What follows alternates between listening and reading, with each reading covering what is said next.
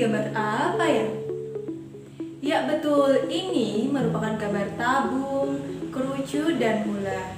Nah, kali ini kita akan belajar mengenai bangun ruang sisi lengkung.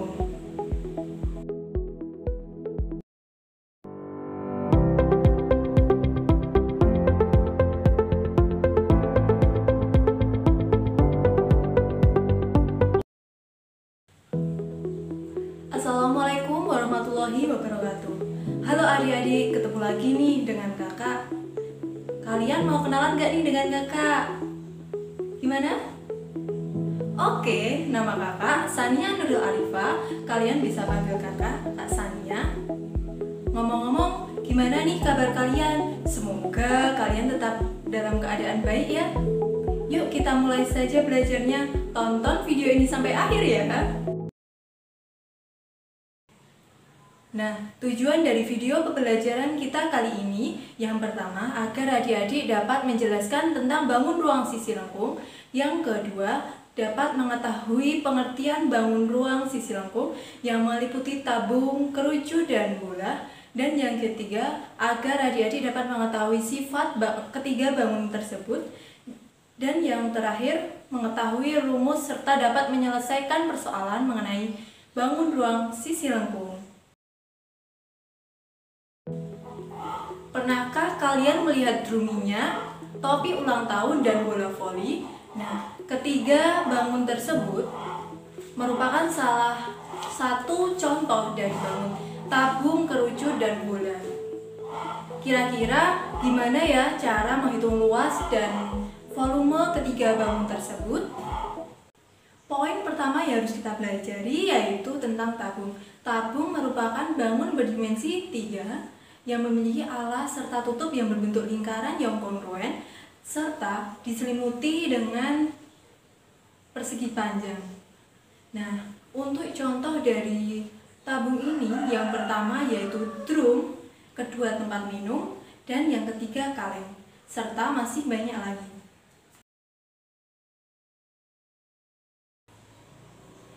Selanjutnya kita akan memasuki materi sifat-sifat bangun tabung. Yang pertama, tabung itu memiliki 3 buah sisi, 1 persegi panjang dan 2 lingkaran. Yang kedua, memiliki 2 buah rusuk. Yang ketiga, tidak memiliki titik sudut. Yang keempat, tidak memiliki bidang diagonal. Yang kelima, tidak memiliki diagonal bidang. Dan yang keenam, alas dan tutup tabung itu berbentuk lingkaran yang kongruen serta memiliki jaring-jaring yang berbentuk 2 lingkaran dan 1 persegi panjang. Selanjutnya kita masuk ke dalam rumus tabung. Rumus tabung itu dibagi menjadi 2. Yang pertama itu volume, yang kedua luas permukaan tabung. Untuk volume tabung, tabung memiliki rumus volume sama dengan luas alas kali tinggi atau PR kuadrat dikali T. Yang kedua yaitu luas permukaan tabung yang memiliki luas sama dengan 2 PR dikalikan R plus T.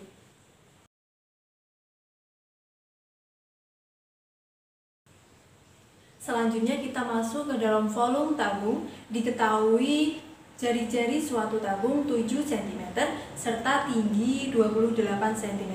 Di sini ditanya untuk mencari volume suatu tabung. Volume suatu tabung memiliki rumus PR kuadrat kali T sehingga menghasilkan 4312 cm3. Jadi, volume tabung dengan jari-jari 7 cm dan tinggi tabung 28 cm menghasilkan volume tabung 4312 cm3. Yang kedua yaitu luas permukaan tabung. Diketahui jari-jari suatu tabung 7 cm serta tinggi tabung 28 cm. Nah, berapa kira-kira ya luas permukaan tabung itu?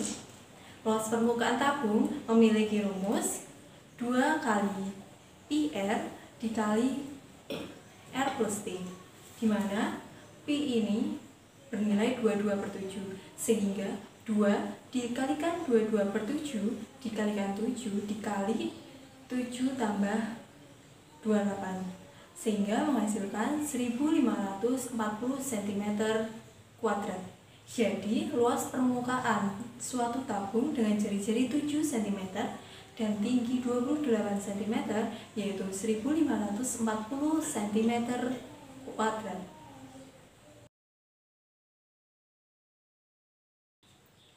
Oke, kita lanjutkan. Sekarang kita akan belajar mengenai tema yang kedua, yaitu kerucut. Kerucut merupakan salah satu bangun berdimensi 3 yang memiliki alas berbentuk lingkaran dengan selimut berupa irisan dari suatu lingkaran.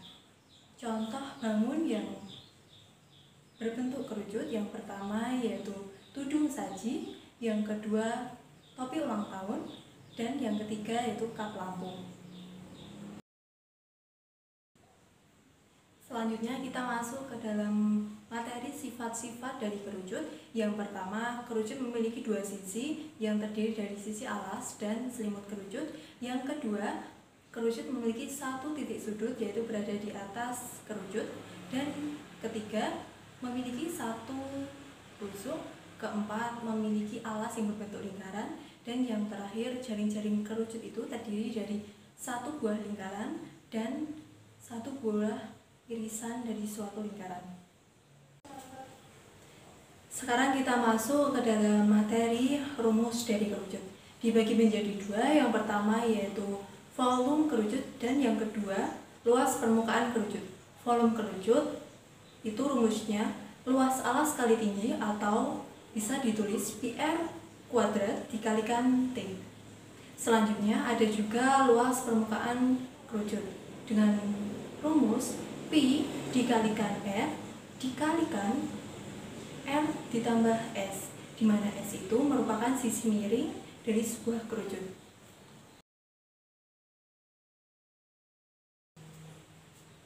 Oke, agar adik-adik dapat memahami materi mengenai kerucut ini, kita lanjutkan tentang contoh soal. Diketahui jari-jari suatu alas sebuah kerucut yaitu 7 cm dan tinggi kerucut 24 cm. Di sini disuruh untuk mencari volume dan luas permukaan dari bangun kerucut. Rumus volume tadi kan sepertiga luas alas kali tinggi, sehingga didapatkan sepertiga dikalikan 22 per 7 dikali 7 kuadrat dikali 24, sehingga menghasilkan 1232 cm3. Yang kedua yaitu mencari luas permukaan kerucut dengan rumus P dikalikan R dikalikan R ditambah S. 22 per 7 dikali 7 dikali 7 plus 25 sama dengan 704 cm kuadrat. Jadi luas permukaan kerucut dengan jari-jari lingkaran 7 cm dan tinggi kerucut 24 cm yaitu 704 cm kuadrat.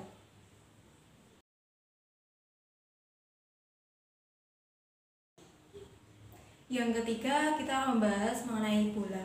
Bola merupakan salah satu bangun berdimensi 3 yang dibatasi oleh bidang lengkung. Contoh dari bentuk bola di sekitar kita, yang pertama yaitu bola voli, yang kedua balon, dan masih banyak lagi.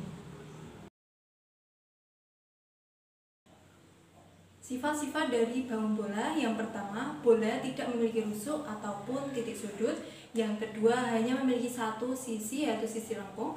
Yang ketiga, jarak antara dinding bola dengan pusat bola itu disebut dengan jari-jari, sedangkan jarak antara dinding dengan dinding bola itu disebut dengan diameter bola.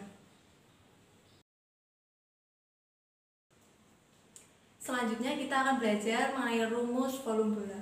Volume bola dapat dihitung dengan rumus volume sama dengan 4/3 Pi kali R pangkat 3. Lalu ada juga luas permukaan sebuah bola, yaitu dengan rumus luas sama dengan 4 kali Pi R pangkat 2.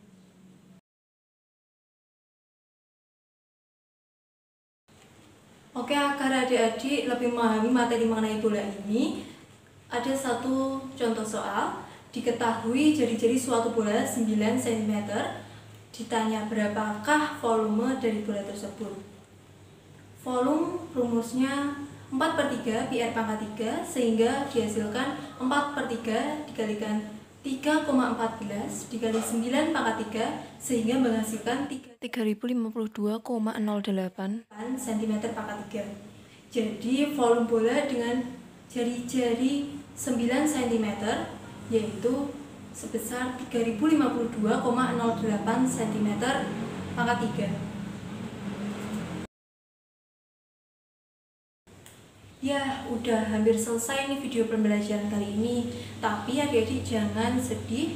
Sebelum berakhir video pembelajaran kali ini, kakak akan menyimpulkan mengenai materi pada hari ini. Yang pertama, sifat dari bangun ruang itu tentu berbeda-beda.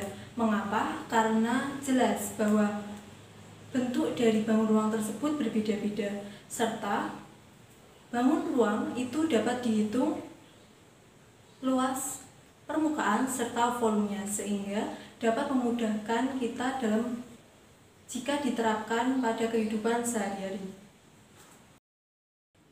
Nah, demikian penjelasan mengenai bangun ruang sisi lengkung kali ini.